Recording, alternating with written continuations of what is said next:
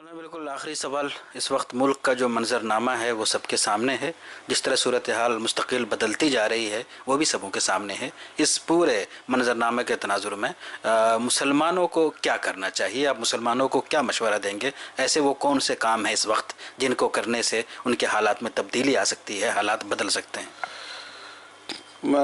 پہلی بات تو یہ ہے کہ وہ اپنے ایمان کو مضبوط کریں۔ اس وقت میڈیا کے ذریعے اور ایجوکیشن پالیسی کے ذریعہ اور مختلف دوسرے ذرائع سے اس بات کی کوشش کی جا رہی ہے کہ مسلمانوں کی نئی نسل اسلام سے دور ہو جائے۔ ہمیں اپنے بچوں کی تربیت کرنی چاہیے، انہیں بار بار سمجھانا چاہیے کہ ایمان کی حقیقت کیا ہے، توحید کیا ہے، شرک کیا ہے، رسول اللہ صلی اللہ علیہ وسلم کی عظمت کیا ہے، تاکہ مسلمان ثابت قدم رہیں دین پر۔ تو پہلی ضروری بات تو یہ ہے، یہ دینی مدرسوں کو اور مذہبی جماعتوں اور اداروں کو اسی طرح کرنا چاہیے جیسے 1857 میں انگریزوں کے آنے کے بعد فتنہ ارتداد کے مقابلے کے لیے کیا گیا تھا، اور اسی پس منظر میں دارالعلوم دیوبند کی بنیاد رکھی گئی تھی۔ دوسرا ضروری کام ہے تعلیم۔ مسلمان تعلیم کی طرف بھرپور توجہ کریں۔ تعلیم کئی قسم کی ہے، لیکن ہر فیلڈ میں آگے بڑھنا چاہیے۔ پورے ملک میں جو گریجویشن ہیں کیے ہوئے لوگ ہیں، گریجویٹس ہیں، ان میں مسلمانوں کا پرسنٹیج سب سے کم ہے۔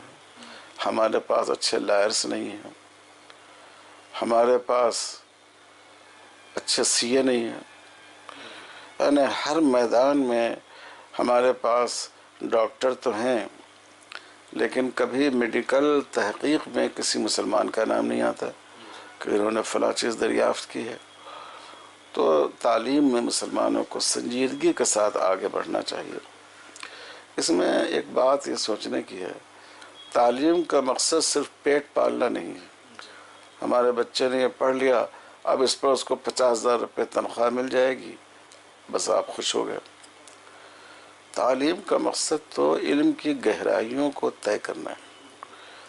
تو ہمیں اس بات کی کوشش کرنی چاہیے ہمارے بچے آئی اے ایس میں، آئی پی ایس میں، آئی ایف ایس میں، اسی طرح ٹیکنالوجی کے میدان میں، سائنس کے میدان میں آگے بڑھے۔ اس میں مسلمانوں کا پرسنٹیج، افسوسناک بات یہ ہے کہ خواندگی کا پرسنٹیج بڑھ رہا ہے، لیکن اس اعتبار سے ہمارا پرسنٹیج بہت بہت بہت معمولی ہے۔ تو دوسری چیز تعلیم ہے۔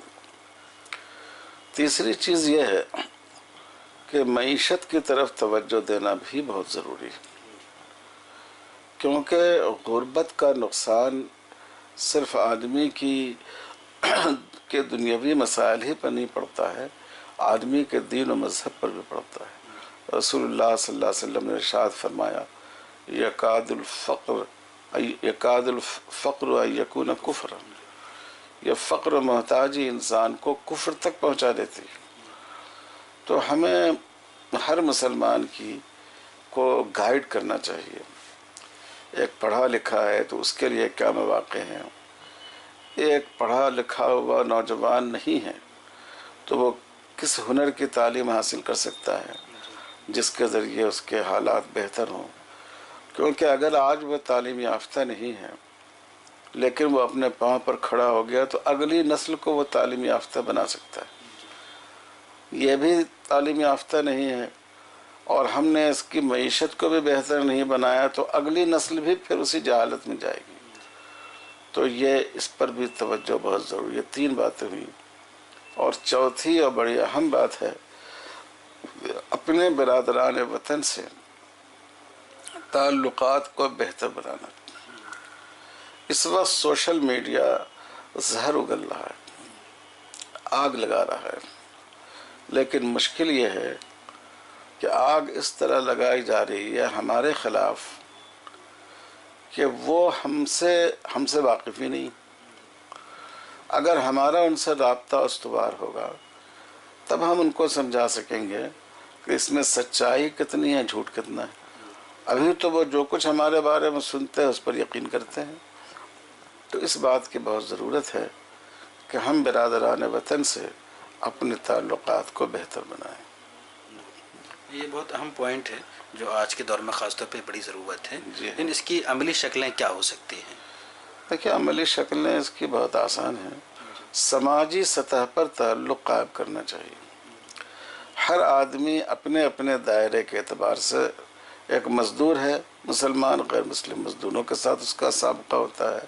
ڈاکٹر ہے اپنے پیشنٹ کے ساتھ، پیشنٹ ہے اپنے ڈاکٹر کے ساتھ، آجر ہے اپنے کرایہ دار کے ساتھ. تو ہر جگہ کہیں نہ کہیں ہمارے معاملات غیر مسلم بھائیوں کے ساتھ ہوتے ہیں. ہم ان سے سامان خریدتے ہیں، ہم ان کو سامان بیچتے ہیں، ہم ان سے اپنا علاج کراتے ہیں، ہم ان کا علاج کرتے ہیں. ہم اپنے ہاں ان کو ملازم رکھتے ہیں، ہم ان کے ہاں ملازمت کرتے ہیں. ہم ان کی سواری لے کر جاتے ہیں، وہ ہماری سواری لے کر جاتے ہیں. تو یہ جو تعلقات ہیں ان کو استعمال کریں ہم اپنے تعلقات کو بہتر بنانے کا، خوش اخلاقی کے ساتھ، بہتر اخلاق کے ساتھ. تو اسی طرح تعلقات بنتے ہیں. اگر آپ یوں کوئی لوگوں سے کہیں گے کہ صاحب آپ ہمارے دوست ہو جائیے، تو آج کی دنیا میں کسی کو فرصت نہیں ہے سوچنے کی. اور لوگ کہیں گے کہ بھائی ان کو کیا غرض پڑی ہے، اس کے پیچھے کیا جذبہ کار فرما ہے. تو یہ صورت ہے کہ جو دائرہ ہے ہمارے تعلق کا، اس دائرے میں جو غیر مسلم بھائی آتے ہیں ہم ان کو اپنے سے قریب کریں.